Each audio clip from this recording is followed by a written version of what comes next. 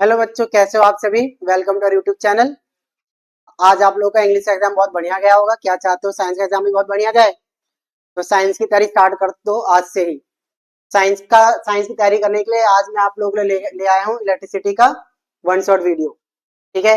इससे पहले मैं आपको बता दूं, इलेक्ट्रिसिटी और मैग्नेटिक इफेक्ट ऑफ करंट, ये दोनों चैप्टर आपके मिला के 13 मार्क्स के हैं। कितने मार्क्स के हैं बच्चों? 13 मार्क्स का चैप्टर है। कौन कौन? इलेक्ट्रिसिटी और मैग्नेटिक इफेक्ट ऑफ करंट। ठीक है। तो आज पहला दिन है प्रिपरेशन का, इलेक्ट्रिसिटी का वन शॉट वीडियो है। ठीक है। तो देखो बच्चों, पहला टॉपिक क्या है। पहले इलेक्ट्रिसिटी में क्या क्या टॉपिक है पहले मैं आपको ये बता दूं। हम लोग पढ़ेंगे पहले इलेक्ट्रिक चार्ज के बारे में, ठीक है, पोटेंशियल डिफरेंस के बारे में, इलेक्ट्रिक करंट के बारे में, ओम्स लॉ के बारे में और इलेक्ट्रिक पावर के बारे में। ठीक है। अच्छा, इलेक्ट्रिक चार्ज में आपको बता दूं इलेक्ट्रिक चार्ज होता क्या है। तो देखो बच्चों, इलेक्ट्रिक चार्ज क्या होता है कि इलेक्ट्रिक चार्ज हर एक मैटर की एक फंडामेंटल प्रॉपर्टी है। हमें पता है कि मैटर किससे बना होता है। मैटर बना होता है एटम से। मैटर बना होता है एटम से। ठीक है। और एटम के होते हैं तीन subatomic particles, electron, proton, neutron. Electron के पास होता है नेगेटिव चार्ज, प्रोटॉन के पास होता है पॉजिटिव चार्ज, न्यूट्रॉन के पास होता है नो चार्ज। ठीक है। तो चार्ज एक्चुअली क्या होता है, चार्ज हर एक मैटर में होगा ही होगा। ठीक है। चार्ज की जो एसआई यूनिट होती है कूलम होती है। एक इलेक्ट्रॉन के पास कितना चार्ज होता है बच्चों? एक इलेक्ट्रॉन के पास 1.6 इंटू 10 की पावर माइनस 19 कूलम चार्ज होते हैं बच्चों, एक इलेक्ट्रॉन के पास। ठीक है। चार्ज की ऐसा यूनिट कूलम हो गई। इसी के साथ साथ मैं आपको एक और चीज बता दूं, क्वांटाइजेशन ऑफ चार्ज क्या होता है बच्चों? Quantization of charge. ठीक है। क्वांटाइजेशन ऑफ चार्ज देखो बच्चों क्या होता है। क्वांटाइजेशन ऑफ चार्ज ये होता है बच्चों Q equal to N E. Q equal to N E. ठीक है। Q हमारा क्या होता है? Total charge. N is number of electrons और E क्या है? Charge on one electron. ठीक है। अब अगर हमसे पूछे कि अच्छा बताओ एक कूलम में कितने इलेक्ट्रॉन्स होंगे, एक कूलम में कितने इलेक्ट्रॉन्स होंगे, तो कूलम यानी one coulomb equal to N की वैल्यू में निकालनी है। एक इलेक्ट्रॉन पे कितना चार्ज होता है? 1.6 into 10 power minus 19। N equal to कितना हो जाएगा बच्चों? 1/1.6 इंटू 10 पावर माइनस 19। और एन की वैल्यू अगर आप बच्चों यहाँ से आगे निकालोगे तो कितना आएगा? 6.25 इंटू 10 की पावर 18 इलेक्ट्रॉन्स। ये वैल्यू ध्यान रखनी है बच्चों आपको। ठीक है। क्लियर है? ओके। ये हो गया चार्ज। ओके। नेक्स्ट देखते हैं बच्चों क्या है। नेक्स्ट है बच्चों पोटेंशियल डिफरेंस। नेक्स्ट बच्चों क्या है? Potential difference. इसी साथ मैं आपको बता दूं कि मेरे बच्चों का वोल्टेज कम हो सकता है लेकिन मेरे बच्चों की मेहनत का करंट काफी हाई होना चाहिए। ठीक है। तो अपना मेहनत काफी हाई कर लो ताकि आप साइंस के एग्जाम को भी इंग्लिश के एग्जाम की तरफ फोड़ पाओ। ठीक है।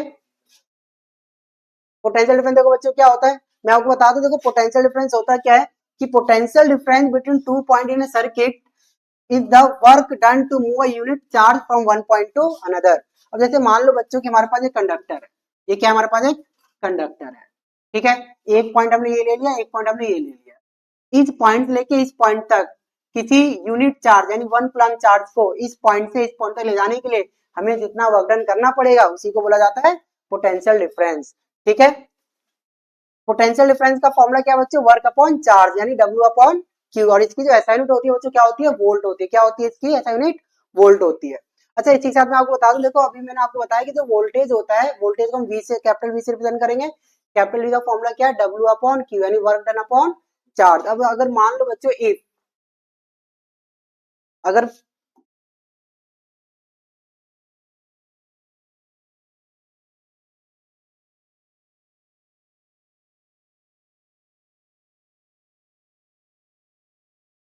वोल्टेज क्या है बच्चों? W upon Q।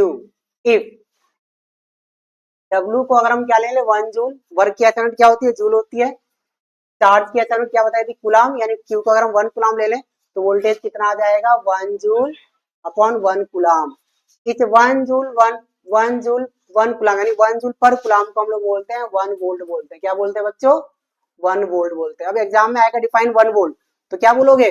Potential is said be 1 volt if 1 joule of work is done to move a unit charge from to 1 volt is potential is said to be 1 volt if 1 joule of work is done to move a charge of 1 coulomb from one point to another। ठीक है।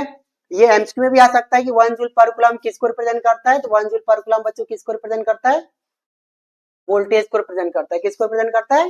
Voltage को यानी potential को represent करता है। ठीक है बच्चों। ठीक है।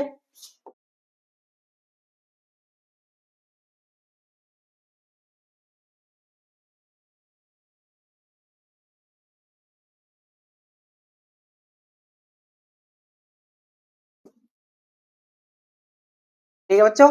अच्छा, इसके साथ एक और चीज मैं आपको बता दूं कि पोटेंशियल को मेजर कौन करता है। पोटेंशियल को मेजर कौन करता है, देखो वोल्ट मीटर। कौन मेजर करता है, वोल्ट मीटर। वोल्ट मीटर क्या है, वोल्ट मीटर एक ऐसा डिवाइस है जो किसी भी डिवाइस का पोटेंशियल मेजर करता है उसके टर्मिनल पॉइंट पे, उसके टर्मिनल पॉइंट पे। ठीक है, तो वोल्ट मीटर क्या है, volt meter is a device which measures potential difference across the terminal of device. अच्छा, वोल्टेज का जो बच्चों रेजिस्टेंस होता है वो रेजिस्टेंस क्या होता है, हाई होता है। रेजिस्टेंस क्या होता है इसका, हाई होता है। रेजिस्टेंस क्या होगा बच्चों इसका, हाई रेजिस्टेंस होगा। ठीक है, तो वोल्ट मीटर का रेजिस्टेंस कैसा होता है बच्चों, वोल्ट मीटर का रेजिस्टेंस हाई होता है। और इसको जिस डिवाइस के अक्रॉस हमें पोटेंशियल को मेजर करना होता है उसके साथ हम वोल्ट मीटर का पैरेलल कनेक्शन करते हैं। तो वोल्ट मीटर को कैसे कंबाइन कनेक्ट किया जाता है डिवाइस के साथ, पैरेलल कनेक्ट किया जाता है। देखो कैसे बच्चों, मान लो हमारे पास ये हमारे पास एक सर्किट, ये बल्ब है। ठीक है, और हमें इस बल्ब का क्या करना है, इस बल्ब के टर्मिनल पर हमें क्या करना है बच्चों, पोटेंशियल फाइंड आउट करना है। तो हम क्या करेंगे, इसके पैरेलल कनेक्शन कैसे होता है, पैरेलल कनेक्शन इस तरीके से होगा और हम इसका क्या करेंगे, इसका पोटेंशियल हमें मिल जाएगा। ठीक है बच्चों, ध्यान रहे वोल्टमीटर क्या है, वोल्टमीटर पोटेंशियल डिफरेंस मेजर करता है और वोल्टमीटर का रेजिस्टेंस हाई होता है। वोल्टमीटर को हम डिवाइस के साथ पैरेलली कनेक्ट करते हैं। ठीक है, हाँ बच्चों देखो नेक्स्ट टॉपिक हम लोग का इलेक्ट्रिक करंट। ठीक है, नेक्स्ट टॉपिक है इलेक्ट्रिक करंट। तो इलेक्ट्रिक करंट के बारे में बता दूं पहले, देखो तो मान लो हमारे पास ये हमने एक सर्किट लिया बच्चों और हमने इसके साथ देखो क्या किया, ये सेल कनेक्ट किया है। ठीक है, पॉजिटिव टर्मिनल नेगेटिव टर्मिनल। ये जो सेल है ना बच्चों, ये सेल क्या काम करता है, ये सेल देखो पोटेंशियल डिफरेंस क्रिएट करता है टर्मिनल्स पे। जब पोटेंशियल डिफरेंस क्रिएट होगा तो क्या होगा, चार्जेस फ्लो करेंगे। क्या होगा, चार्जेस फ्लो करेंगे। और जब चार्जेस फ्लो करेंगे तब जाके करंट प्रोड्यूस होगा बच्चों। जब चार्जेस फ्लो करेंगे तब जाके करंट प्रोड्यूस होगा। तो इलेक्ट्रिक करंट होता क्या है, electric current is the rate of flow of electric charge through a conductor. कि जब किसी कंडक्टर से चार्जेस किस रेट से फ्लो कर रहा है उसी को इलेक्ट्रिक करंट कहा जाता है। ठीक है, इलेक्ट्रिक करंट का फॉर्मूला क्या है बच्चों, I equal to Q by T. इसका ऐसा यूनिट क्या है, एम्पियर। ठीक है, और सिंबल इसका ए है। तो देखो करंट का फॉर्मूला क्या है बच्चों, I equal to Q by T. ठीक है, अगर Q हमारा यहाँ पे क्या है, चार्ज है, T हमारा क्या है बच्चों, टाइम है। ठीक है, अगर इफ Q इज टू, अगर हम क्या ले लें, 1 कूलाम ले लें। अगर हम Q क्या ले लें बच्चों, 1 कूलाम ले लें और टाइम को हम क्या ले लें बच्चों, 1 सेकेंड ले लें। ठीक है, तो I कितना आ जाएगा, 1 coulomb upon 1 second. 1 coulomb upon 1 second. 1 coulomb पर सेकेंड को हम लोग क्या बोलते हैं बच्चों, 1 एम्पियर बोलते हैं। 1 एम्पियर बोलते हैं। ठीक है, अब आपसे पूछे डिफाइन 1 एम्पियर, तब क्या बोलोगे, current is said to be 1 ampere. Current is said to be 1 ampere if 1 coulomb of charge flows through a conductor in 1 second. ठीक है, बात है समझ में। एमसीक्यू में भी आपसे पूछ सकता है कि 1 कूलाम पर सेकेंड किस फिजिकल क्वांटिटी को रिप्रेजेंट करता है। तो बच्चों किसको रिप्रेजेंट करता है, ये करंट को रिप्रेजेंट करता है। किसको रिप्रेजेंट करता है, करंट। यानी कि ये क्या, ये 1 एम्पियर होता है। ये क्या होता है, ये 1 एम्पियर होता है। ठीक है, अच्छा अब करंट को मेजर कौन करता है बच्चों, करंट को कौन मेजर करता है, करंट को एमीटर मेजर करता है। करंट को कौन मेजर करता है बच्चों, एमीटर मेजर करता है। एमीटर क्या है, ammeter is a device which measure the current passing through a conductor और डिवाइस। ठीक है, एमीटर का रेजिस्टेंस कैसा होता है बच्चों, लो रेजिस्टेंस होता है। क्या होता है बच्चों, ये लो रेजिस्टेंस होता है ये। और इसको डिवाइस के साथ सीरीज में कनेक्ट किया जाता है। इसको डिवाइस के साथ सीरीज में कनेक्ट किया जाता है। ठीक है बच्चों, ओके। नेक्स्ट टॉपिक देखो क्या है बच्चों, ओम्स लॉ। नेक्स्ट टॉपिक है बच्चों ओम्स लॉ।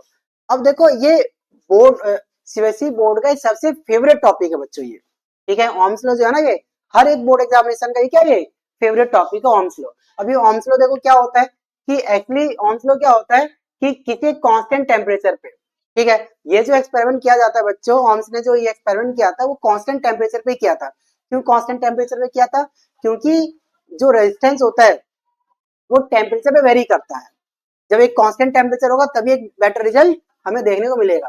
तो at constant temperature the current flowing through a conductor is directly proportional to the potential difference across its end. यानी कि अगर आप किसी कंडक्टर के अक्रॉस अगर आप पोटेंशियल डिफरेंस को अगर आप बढ़ाएंगे तो उस कंडक्टर में करंट भी बढ़ेगा। तो यहाँ देखो हमें क्या मिला कि I current directly proportional to voltage, यानी कि voltage directly proportional to current. V का मतलब होता है वोल्टेज यानी पोटेंशियल डिफरेंस। अब यहाँ पे देखो प्रोपोर्शनलिटी का साइन हटाने के लिए यहाँ पे कोई कांस्टेंट आएगा, वो कांस्टेंट हमारा यहाँ पे क्या है, आर है बच्चों। क्या है, आर। आर क्या है हमारा यहाँ पे, प्रोपोर्शनलिटी कांस्टेंट, इसको हम लोग रेजिस्टेंस बोलते हैं, इसको हम लोग क्या बोलते हैं, रेजिस्टेंस बोलते हैं। जो बच्चों यहाँ पे आर है, वो आर क्या है बच्चों, रेजिस्टेंस है। वो आर क्या है, रेजिस्टेंस है। वो आर क्या है बच्चों, रेजिस्टेंस है। ठीक है, तो यहाँ से हमारे फॉर्मूला क्या बना, V equal to I R. R यहाँ से क्या बन जाएगा, R equal to V upon I. ठीक है, अगर हम पोटेंशियल और करंट का अगर हम ग्राफ बनाए बच्चों, अगर पोटेंशियल और करंट का अगर हम ग्राफ बनाए तो देखो हमेशा स्ट्रेट लाइन बनता है, वो हमेशा स्ट्रेट लाइन ही बनेगा। ठीक है, अगर पोटेंशियल और करंट के बीच का ग्राफ अगर स्ट्रेट बन रहा है, आपने वीआई ग्राफ बनाया है, वो ओमिक कंडक्टर होगा। क्या होगा बच्चों, वो ओमिक कंडक्टर होगा वो। ठीक है, वो क्या होगा बच्चों, ओमिक कंडक्टर होगा। और अगर वो स्ट्रेट लाइन नहीं है, अगर वो कर्व है, तो वो क्या होगा, नॉन ओमिक कंडक्टर होगा। ठीक है, एग्जाम में से सवाल भी पूछे जाते हैं। ठीक है, अच्छा रेजिस्टेंस की यूनिट क्या होती है बच्चों, रेजिस्टेंस की यूनिट होती है ओम होती है। क्या होती है, ओम होती है। अच्छा ये अब मैं कुछ चीजें क्लियर कर दूं यहाँ से। देखो रेजिस्टेंस हमारा वी होता है आई आर, वी होता है बच्चों आई आर, यानी कि यहाँ से आर कितना हो जाएगा, वी अपॉन आई। यहाँ से हमें पता चला जो रेजिस्टेंस होता है वो करंट के इनवर्सली प्रोपोर्शनल होता है। ठीक है, यानी कि रेजिस्टेंस जितना ज्यादा बढ़ेगा करंट उतना ही कम हो जाएगा। किसी कंडक्टर का रेजिस्टेंस जितना ज्यादा होगा करंट उतना ही कम हो जाएगा, और रेजिस्टेंस जितना कम होगा उसमें करंट उतना ज्यादा फ्लो करेगा। ठीक है, अब देखो अगर हम यहाँ से रेजिस्टेंस की अगर हम ऐसा यूनिट निकालें, देखो अगर सॉरी, ठीक है, रेजिस्टेंस की अगर हम यहाँ पे ऐसा यूनिट निकालें, देखो रेजिस्टेंस क्या हो जाएगा, वी अपॉन आई होता है रेजिस्टेंस। अच्छा यहाँ से रेजिस्टेंस का फॉर्मूला आ गया बच्चों, वी अपॉन आई आ गया। ठीक है, नेक्स्ट टॉपिक देखते हैं। अब देखो हमारा नेक्स्ट टॉपिक बच्चों रेजिस्टेंस है। ठीक है, रेजिस्टेंस का हम यहाँ से ऐसा यूनिट निकालते हैं। तो हमने देखो v equal to I R होता है, आर इक्वल टू क्या हो जाएगा बच्चों, v अपॉन आई हो जाएगा। ठीक है, v हमारा यहाँ क्या है, v यहाँ है पोटेंशियल, आई क्या है बच्चों, यहाँ पे करंट है। तो अगर यहाँ पे इफ अगर हमने वोल्टेज अगर हमने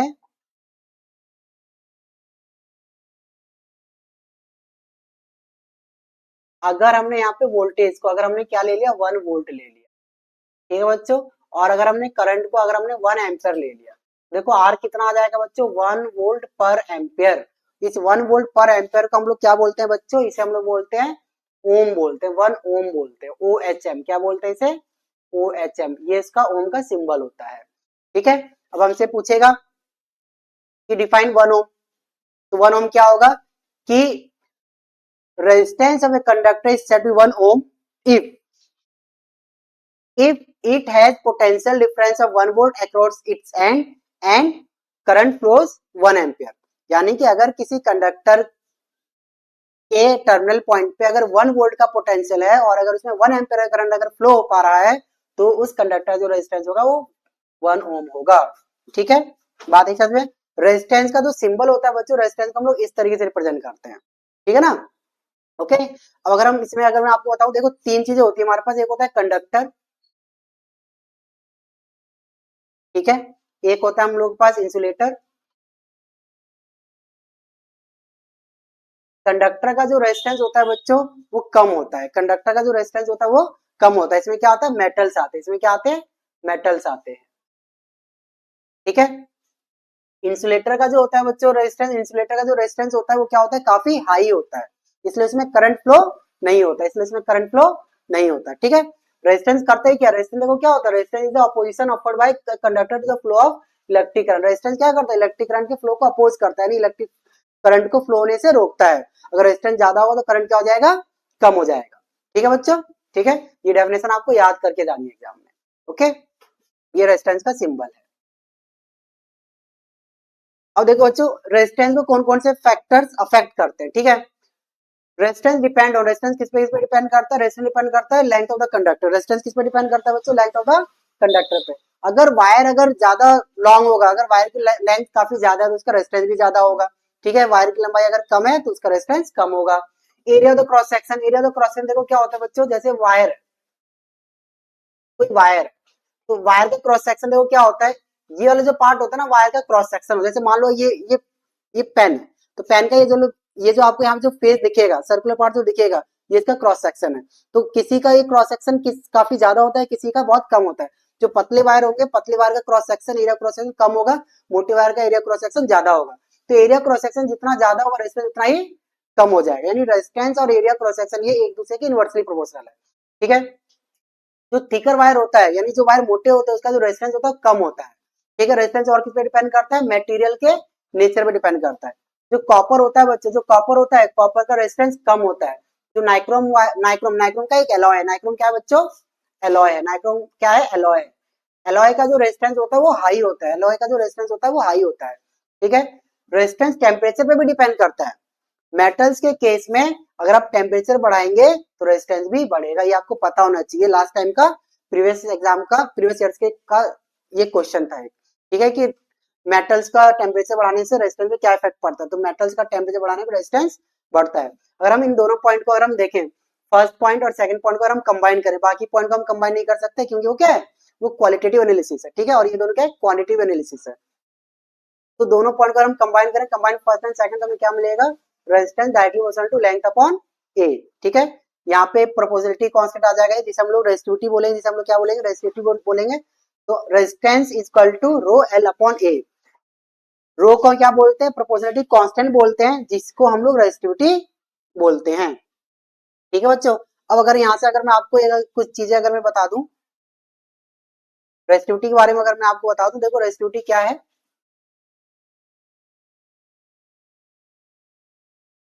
देखो, अगर रेजिस्टिविटी के बारे में अगर मैं आपको बताऊं, देखो बच्चों, आर क्या होता है, R is equal to rho L by A. ठीक है, rho is equal to R A upon L. ठीक है, बात इस में।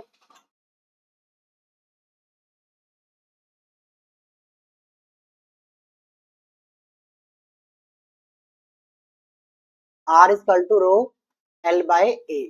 ठीक है, यहाँ से कितना हो जाएगा, रो कितना हो जाएगा, आर ए अपॉन एल। ठीक है, बात एक समझ में।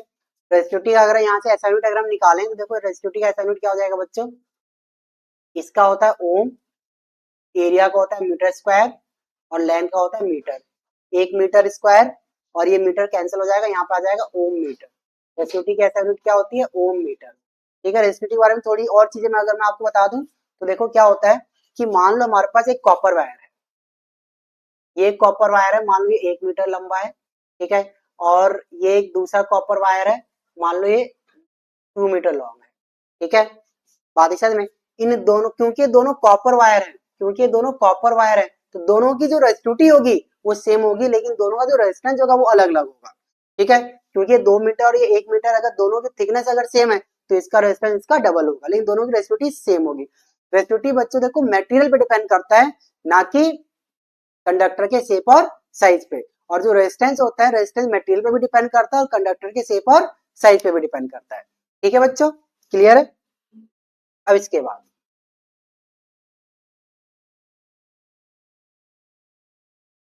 कॉम्बिनेशन ऑफ रजिस्टर्स, रजिस्टर्स का देखो कंबाइन कैसे किया जाता है। और देखो दो टाइप के कनेक्शन होते हैं, एक होता है सीरीज कनेक्शन होता है और एक होता है देखो पैरेलल कनेक्शन होता है। ठीक है, एक होता है सीरीज कनेक्शन और एक होता है पैरेलल कनेक्शन होता है। ठीक है, अब देखो सीरीज कनेक्शन में क्या होता है, सीरीज कनेक्शन देखो कुछ इस टाइप का होता है।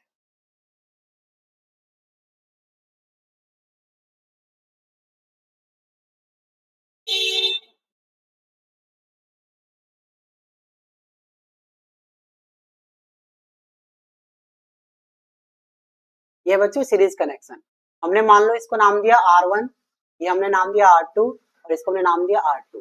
ठीक है, इसमें करंट कितना जा रहा है मान लो,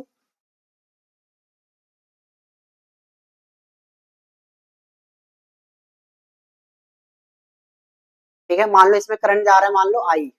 ठीक है, इसमें करंट जा रहा है I। अच्छा, सीरीज कनेक्शन में क्या होता है, देखो करंट सेम होता है, पैरेलल कनेक्शन में वोल्टेज सेम होता है। ठीक है, क्योंकि यहाँ पे देखो तीनों रजिस्टर्स को हमने सीरीज में कनेक्ट किया है, तो तीनों में जो करंट होगा बच्चों, तीनों में जो करंट होगा वो सेम ही होगा, तीनों में जो करंट होगा बच्चों वो सेम होगा। ठीक है,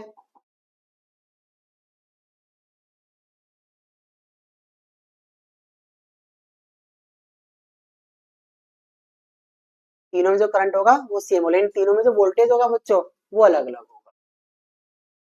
ठीक है, तो मैं आपको यहाँ से देखो अगर रजिस्टर्स अगर सीरीज कनेक्शन में है तो उनका रेजिस्टेंस कितना होगा वो मैं आपको निकाल के बताने वाला हूँ। ठीक है, तो अब देखो जरा बच्चों की यहाँ पे पोटेंशियल कितना हो जाएगा, V equal to I R होता है ना, तो V1 कितना हो जाएगा, V1 कितना हो जाएगा IR1, ठीक है।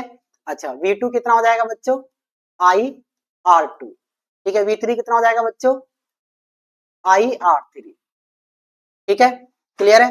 मान लो इसका जो टोटल पोटेंशियल वो V है, तो V कितना हो जाएगा, अच्छा अगर मैं V निकालना तो कितना हो जाएगा, पोटेंशियल सबका अलग अलग होगा, तो क्या करेंगे, ऐड कर देंगे, V1 plus V2 plus V3, V कितना हो जाता है बच्चों IR, ठीक है। V1 की वैल्यू कितनी है बच्चों, IR1 plus IR2 plus IR3, यहाँ से I आप कॉमन ले लो, R1 plus R2 plus R3, ठीक है। आई कैंसिल कर दो, R इक्वल टू कितना आ जाएगा बच्चों, R1 plus R2,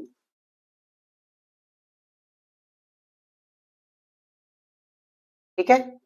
R1 equal to R2 plus R3, ये हम लोग का, अगर रजिस्टर्स अगर सीरीज में है तो इक्विवेलेंट रेजिस्टेंस निकालने का फॉर्मूला ये हो जाएगा, ठीक है।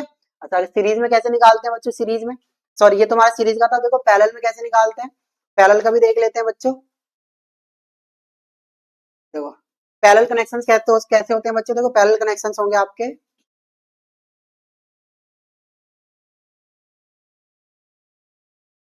पैरेलल कनेक्शन देखो बच्चों कैसा होता है,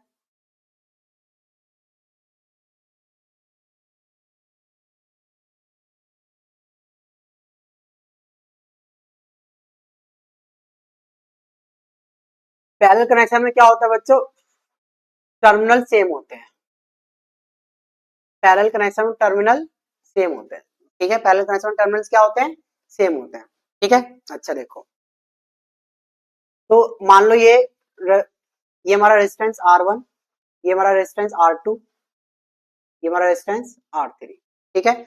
पैरेलल कनेक्शन में वोल्टेज सेम होता है, क्यों वोल्टेज सेम होता है, क्योंकि भाई तीनों रेजिस्टेंस के जो टर्मिनल्स है देखो क्या वो सेम है, वो क्या है, सेम है, ठीक है, ठीक है ना, टर्मिनल सेम है।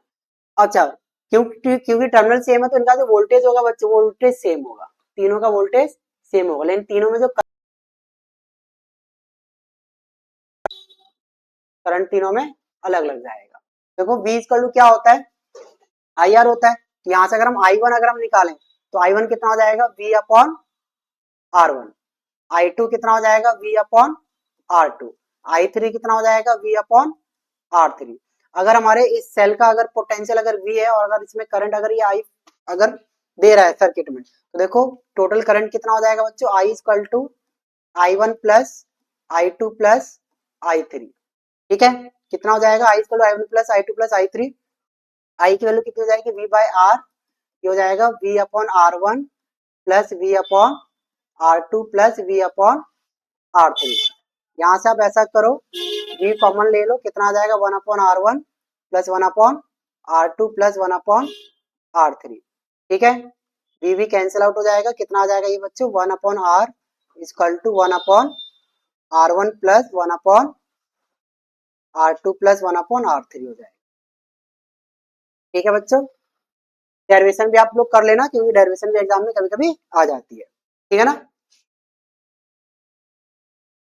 और देखिए बच्चों इलेक्ट्रिक पावर क्या होता है, देखो बच्चों इलेक्ट्रिक पावर क्या होता है, तो इलेक्ट्रिक पावर क्या होता है, electric power is the rate at which electrical energy is consumed और वर्क इज डन, ठीक है। यानी कि इलेक्ट्रिक पावर यानी कि पावर इक्वल टू फॉर्मूला होता है हम लोगों का बच्चों, work upon time, work upon time, यानी कि एक यूनिट टाइम में कितना वर्क हो रहा है उसी को बोला जाता है पावर बोला जाता है। पावर की एसआई यूनिट क्या होगी बच्चों, अगर पावर की अगर एसआई यूनिट निकालो, इफ डब्ल्यू वर्क को अगर हम ले लें,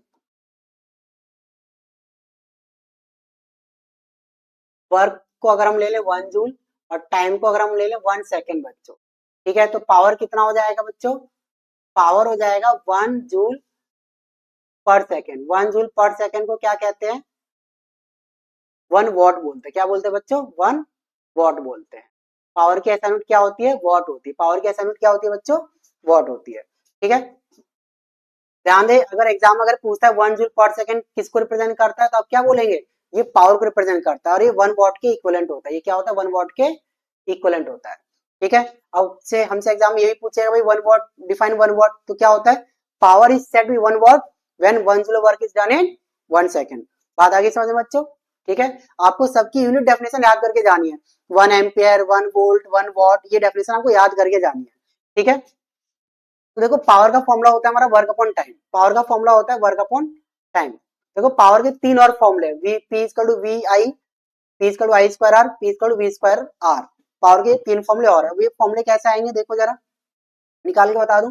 पावर इक्वल टू देखो क्या होता है, वर्क अपॉन टाइम है ना, वर्क। अच्छा, वी इक्वल टू क्या होता है बच्चों, डब्ल्यू बाय क्यू होता है।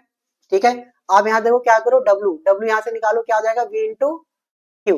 यहाँ पे पुट करो V into Q upon T.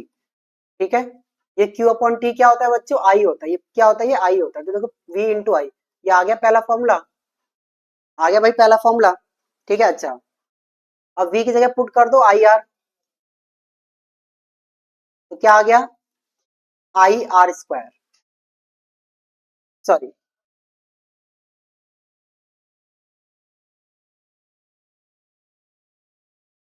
तो अगर आपने पुट किया v की जगह, अगर आपने आई आर पुट किया इंटू आई, तो देखो क्या हो जाएगा बच्चों, p equal to I square R. आ गया दूसरा फॉर्मूला। ठीक है, अच्छा अब हमें निकालना है p equal to V square R निकालना है। देखो हमें यहाँ से मिला था v ये, अब जरा आप i की वैल्यू पुट कर लो। ठीक है, क्या होता है, v equal to I R होता है। v इक्वल टू क्या होता है बच्चों, v इक्वल टू होता है अपना आई आर होता है। तो यहाँ से i कितना आ जाएगा, p अपॉन आर। पुट करो जरा यहाँ से, इंटू वी अपॉन आर, यानी p is equal to V square upon R हो जाएगा। ठीक है, आगे तीनों फॉर्मूले। ठीक है, अच्छा commercial unit of electrical energy क्या होती है। ठीक है, कॉमर्शियल यूनिट का मतलब कि एनर्जी की वो यूनिट जो कि एज ए बिजनेस पर्पज, लेन देन के पर्पज के हिसाब से वो यूज होती है, वो होती है किलोवाट आवर होती है। वो क्या होती है, किलोवाट आवर होती है। 1 किलोवाट आवर 1 kWh में कितना होता है, 3.6 इंटू 10⁶ जूल होता है। ठीक है, बात है सर, ये ध्यान रखना। और एक और चीज मैं आपको बता दूं, 1 हॉर्स पावर, ये एमसीक्यू में शायद आ जाए, 1 हॉर्स पावर। ठीक है, 1 हॉर्स पावर जो होता है बच्चे 746 वॉट होता है। कितना होता है, 746 watt. 1 HP equal to 746 watt. ये ध्यान रखना है बच्चों, आपको ये वैल्यू ध्यान रखनी है। ठीक है, नहीं देखो बच्चों क्या हीटिंग इफेक्ट और करंट। अच्छा मैं आपको बता दूं, देखो करंट के देखो 3 इफेक्ट होते हैं बच्चों। करंट के कितने इफेक्ट होते हैं, 3 इफेक्ट होते हैं। क्या आपको पता है कौन कौन से हैं, देखो कौन कौन से होते हैं, मैं आपको बता दूं। पहला होता है देखो मैग्नेटिक इफेक्ट ऑफ करंट। पहला क्या होता है बच्चों, मैग्नेटिक इफेक्ट ऑफ करंट। ठीक है, ये हमारा पूरा एक चैप्टर ही है, ये हमारा पूरा क्या है, चैप्टर ही है। दूसरा क्या, केमिकल इफेक्ट ऑफ करंट। दूसरा क्या है बच्चों, केमिकल इफेक्ट ऑफ, ये आपने 8th क्लास में पढ़ा था इलेक्ट्रोलिसिस वगैरह, ये वो है। ठीक है, तीसरा जो हम लोग पढ़ने वाले हैं वो क्या है, हीटिंग इफेक्ट ऑफ करंट। वो क्या है बच्चों, heating effect of current, heating effect of current. ठीक है, करंट के देखो बच्चों ये 3 इफेक्ट होते हैं। ठीक है, ये तुम्हारा पूरा एक चैप्टर ही है, हीटिंग इफेक्ट ऑफ करंट हमारा इलेक्ट्रिसिटी वाले चैप्टर का लास्ट टॉपिक है। अभी होता है क्या है कि जब किसी कंडक्टर से करंट फ्लो होता है बच्चों, जब किसी कंडक्टर से करंट फ्लो होता है तो क्या होता है, उसमें हीट प्रोड्यूस होती है। ठीक है, और इसी को बोला जाता है हीटिंग इफेक्ट ऑफ करंट बोला जाता है। अच्छा ये हीट क्यों इफेक्ट, ये हीट क्यों प्रोड्यूस होती है, क्योंकि जब किसी कंडक्टर में करंट फ्लो होता है तो उसमें इलेक्ट्रॉन्स मूव करते हैं। जब ये इलेक्ट्रॉन्स किसी उस कंडक्टर किसी दूसरे एटम में किसी दूसरे इलेक्ट्रॉन से जब टकराते हैं तो क्या होता है, जो एनर्जी होती है, जो इसकी काइनेटिक एनर्जी होती है, वो हीट में कन्वर्ट हो जाती है। ठीक है, तो अगर आपसे पूछे भाई हीटिंग इफेक्ट ऑफ करंट का रीजन क्या था, आप यही बोलना कि moving electrons collide with atoms of a conductor and the energy convert into heat energy. सबसे इंपॉर्टेंट टॉपिक देखो इसका क्या है, जूल्स लॉ ऑफ हीटिंग। ये क्या होता है कि जब किसी कंडक्टर में करंट फ्लो होता है तो जो हीट प्रोड्यूस होती है वो हीट करंट के स्क्वायर पे प्रोपोर्शनल होती है, रेजिस्टेंस के डायरेक्टली प्रोपोर्शनल होती है और टाइम के डायरेक्टली प्रोपोर्शनल होती है। ठीक है, यानी कि जो h है directly proportional to I square, directly proportional to R, h directly proportional to time. ठीक है, अगर हम इन तीनों को अगर हम कंबाइन करेंगे, अगर हम इन तीनों को देखो बच्चों अगर कंबाइन करेंगे तो h is directly proportional to आता है आई स्क्वायर आर टी। यहाँ पे जो हम लोग कांस्टेंट लेते हैं वो 1 लेते हैं, तो यहाँ पे h की वैल्यू कितनी आ जाएगी बच्चों, I square R T. Heat energy हमारा कितना आ जाएगा बच्चों, हीट एनर्जी का फॉर्मूला आ जाएगा आई स्क्वायर आर टी। ठीक है, अच्छा ये जो हीटिंग इफेक्ट ऑफ करंट है उसका एप्लीकेशन क्या है, इलेक्ट्रिक आयरन। आपने देखा होगा जो आयरन होता है, तो उसमें भी क्या होता है, हीट प्रोड्यूस होती है। हीट कैसे प्रोड्यूस होती है कि उसमें करंट फ्लो होता है और वो करंट क्या करता है, हीट प्रोड्यूस करता है। इलेक्ट्रिक हीटर में यूज होता है, इस एप्लीकेशन इलेक्ट्रिक केटल में यूज होता है, ठीक है। और इलेक्ट्रिक फ्यूज, जो इलेक्ट्रिक फ्यूज जो घरों में यूज होता है हमारी इलेक्ट्रिक अप्लायंसेस को शॉर्ट सर्किट या हाई करंट से बचाने के लिए, उसमें भी क्या होता है, हीटिंग इफेक्ट का यूज होता है। तो ये क्या करता है, electric fuse protect circuit from overloading. अब इलेक्ट्रिक फ्यूज क्या है, इलेक्ट्रिक फ्यूज एक सेफ्टी डिवाइस है। अब इसका जो वायर होता है वो थिन वायर होता है, ठीक है। थिन वायर से क्या मतलब है, वायर थिन क्यों होता है, मैंने आपको बताया था ना, देखो रेजिस्टेंस जो होता है इनवर्सली प्रोपोर्शनल होता है एरिया क्रॉस सेक्शन के। एरिया क्रॉस सेक्शन कम होगा यानी वायर थिन होगा, वायर थिन होगा तो रेजिस्टेंस ज्यादा होगा। और रेजिस्टेंस जितना ज्यादा होगा, देखो बच्चों एच इक्वल टू क्या होता है, आई स्क्वायर आर टी। रेजिस्टेंस जितना ज्यादा होगा, रेजिस्टेंस जितना ज्यादा होगा, हीट उतनी ज्यादा होगी, ठीक है, ओके। लो मेल्टिंग पॉइंट होता है, जिस मटेरियल से इलेक्ट्रिक फ्यूज का वायर बना होता है वो क्या होता है, वो उसका मेल्टिंग पॉइंट कम होता है, उसको सीरीज में कनेक्ट किया जाता है डिवाइस के साथ, ठीक है। अगर करंट एक सेफ लिमिट को अगर क्रॉस करता है तो क्या होता है, फ्यूज का जो वायर होता है वो मेल्ट हो जाता है, सर्किट ब्रेक हो जाती है और हमारी डिवाइसेस सेफ रहते हैं, वो खराब नहीं होते, ठीक है। कॉमन मटेरियल क्या यूज होता है इसमें, टिन लेड का एलॉय, जिसको हम कॉमन लैंग्वेज में सोल्डर कहते हैं, ठीक है। सोल्डर कहते हैं इसको हम लोग, ठीक है ना। सोल्डर वायर से बना होता है फ्यूज, ठीक है। वायर नाइक्रोम, अच्छा देखो हीटिंग डिवाइसेस में मेनली नाइक्रोम वायर का यूज होता है। नाइक्रोम क्या है, देखो बच्चों नाइक्रोम जो है बच्चों, नाइक्रोम एक एलॉय है, किसका इसका एलॉय है, देखो नाम से पता चल रहा है, निकल और क्रोमियम का ये एलॉय है, ठीक है। क्रोमियम का ये एलॉय है, ठीक है। इन मोस्ट केसेस इसमें क्या किया जाता है, आयरन या और मैग्नीज, इसकी प्रोपर्टी को और इंक्रीज करने के लिए आयरन और मैग्नीज भी इसमें डाला जाता है, लेकिन मेनली इसमें कोई केवल दो एलिमेंट होते हैं, निकल और क्रोमियम होता है। तो नाइक्रोम वायर यूज करने से क्या होता है, इसका रेजिस्टेंस काफी ज्यादा होता है, ठीक है। मेल्टिंग पॉइंट इसका काफी ज्यादा होता है और ये ऑक्सीडाइज भी नहीं होता, ठीक है। जब हम इसको गर्म, जब ये हीट की वजह से जब ये गर्म होता है, जब ये गर्म होता है तो ये ऑक्सीडाइज भी नहीं होता जल्दी, इसलिए नाइक्रोम वायर का यूज किया जाता है हीटिंग डिवाइसेस में, ठीक है। बात है में हाई मेल्टिंग पॉइंट से क्या फायदा होता है कि भैया जब ये गर्म होता है तो गर्म होने की वजह से ये मेल्ट नहीं होता उतनी जल्दी, ठीक है। अब एक क्वेश्चन जरा सॉल्व करते हैं बच्चों, देखो क्या लिखा हुआ है कि ये पिछले साल के क्वेश्चन 2025 के क्वेश्चन ये मैंने उठाए हैं। देखो कैसे है, ए वायर और resistance R is cut into 3 equal parts. एक वायर है जिसका रेजिस्टेंस बच्चों आर है और हमने इसके 3 इक्वल पार्ट्स किए हुए हैं। If these 3 parts are joined in parallel, अगर हमने इन तीनों पार्ट्स को अगर हमने पैरेलल जॉइन किया है तो हमें इसका टोटल रेजिस्टेंस निकालना है इस कॉम्बिनेशन का, ठीक है। तो ये कैसे निकालेंगे, देखो बच्चों क्या होगा, मान लो देखो बच्चों ये वायर, ठीक है, इस वायर का रेजिस्टेंस देखो आर है, ठीक है। मान लो इस वायर की कुछ लंबाई रही होगी, मान लो इस वायर की लंबाई देखो क्या है, वो एल है, ठीक है। हमने इसके 3 टुकड़े कर दिए, हमने इसके कितने टुकड़े कर दिए, 3 टुकड़े कर दिए। जब हमने इसके 3 टुकड़े किए, देखो लेंथ सबके बराबर बराबर हो गई, लेंथ कितना हो गया, 1/3 हो गया, तो भाई रेजिस्टेंस भी तो देखो 1/3 होगा। क्यों होगा रेजिस्टेंस 1/3, बताओ जरा बच्चों, क्यों होगा 1/3, रेजिस्टेंस 1/3 इसलिए होगा क्योंकि जो रेजिस्टेंस होता है वो लेंथ के डायरेक्टली प्रोपोर्शनल होता है। जब लेंथ 1/3 हो गई तो रेजिस्टेंस भी क्या होगा, 1/3 हो जाएगा, ठीक। यानी कि अब देखो यहां से हमें क्या मिल गया, R1 equal to R/3, R2 equal to R/3 और R3 भी कितना हो जाएगा, R/3, ठीक है। अब हमने क्या किया कि इसको हमने पैरेलल, अगर हम पैरेलल में ज्वाइन कर दिया, ठीक है। तो अगर आप इसको अगर पैरेलल ज्वाइन करोगे, पैरेलल कनेक्शन देखो मैंने आपको बताया था बच्चों कैसा होता है,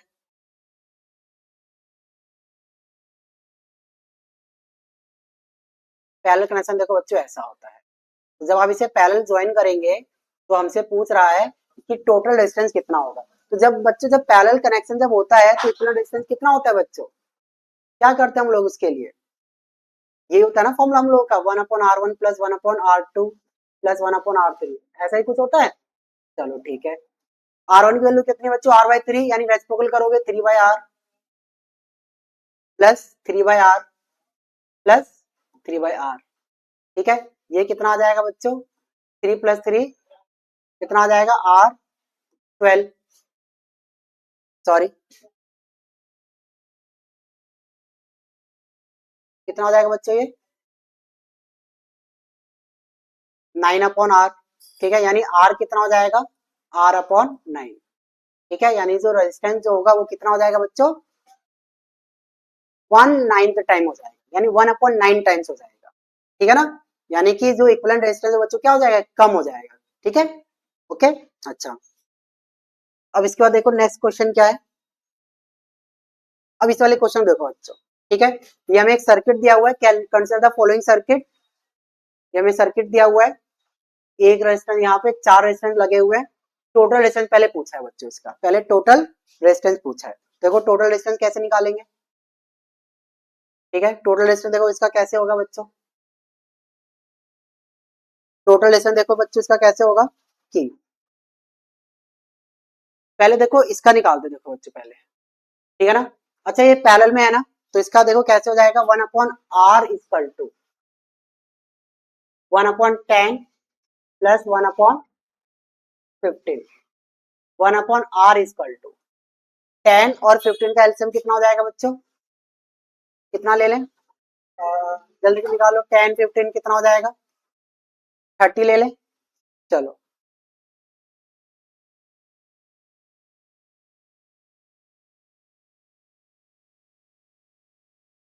कितना हो जाएगा, 33 प्लस 2, 1/r कितना हो जाएगा, 5/30, ठीक है, 1/r कितना हो जाएगा, 30/5, यानी r कितना हो जाएगा बच्चों, 6,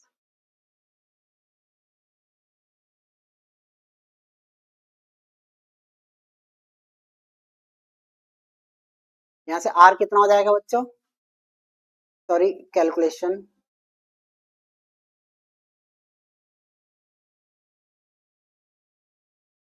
one upon R equal to 1/6, R कितना हो जाएगा 6 ओम, ठीक है, इसका तो जाएगा 6 ओम। अच्छा अब इसका निकालते हैं, इसका भी कुछ ऐसे ही निकलेगा, कितना हो जाएगा, 1/r इक्वल टू कितना हो जाएगा, 1/60 प्लस 1/40, ठीक है, ओके, ये कितना हो जाएगा, 1/r इक्वल टू 60 और 40 का एलसीएम ले लो, कितना आएगा, कितना ले लो 120, ये कितना आ जाएगा 2 और ये कितना आ जाएगा 3, 1/r इक्वल टू 5/120, ये कितना आ जाएगा बच्चों, 1/24, आर कितना आ जाएगा 24 ओम, ठीक है मेरे प्यारे बच्चों, ठीक है।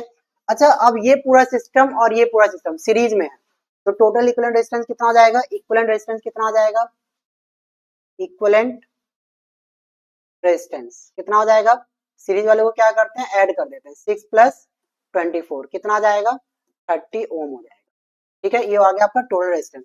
The total current drawn from the source, total current पूछ रहा है, टोटल करंट पूछ रहा है बच्चों, ठीक है। अच्छा देखो वोल्टेज कितना दिया हुआ 15 वोल्ट दिया हुआ है, ठीक है, और टोटल रेजिस्टेंस में निकाल लिया 30 ओम, तो देखो यहाँ से क्या हो जाएगा, V इक्वल टू क्या होता है बच्चों, आई आर, तो आई निकालो बच्चों, आई कितना हो जाएगा, V अपॉन आर, तो V कितना है बच्चों 30/V है बच्चों 15, V क्या है, V क्या है 15/30, ठीक है, तो ये कितना आ जाएगा 1/2 यानी कि 0.5 ओम, 0.5 ओम, ठीक है। नेक्स्ट क्या बोला है, potential difference across, potential difference across the parallel combination of 10 ohm and 15 ओम, 10 ओम और 15 ओम के अक्रॉस, यानी यहाँ पर पोटेंशियल डिफरेंस कितना होगा, यहाँ पे पोटेंशियल डिफरेंस कितना होगा, तो देखो बच्चों इसका टोटल डिस्टेंस हमने कितना निकाला है, इसका टोटल डिस्टेंस आया है 6 ओम आया है, यानी आर कितना है 6 ओम है, ठीक है। और क्योंकि ये पूरा सिस्टम क्या है सीरीज में, तो करंट इसमें कितना जाएगा, करंट जिसमें जाएगा आई इक्वल टू जाएगा 0.5 एम्पियर, करंट कितना हो जाएगा,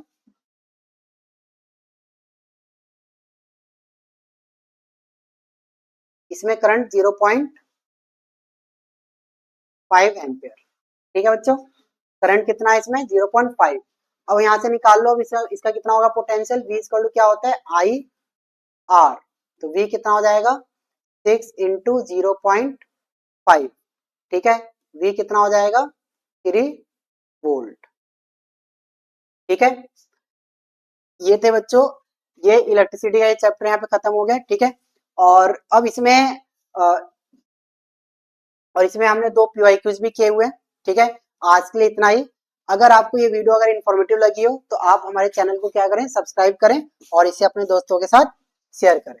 ठीक है, ओके, थैंक यू।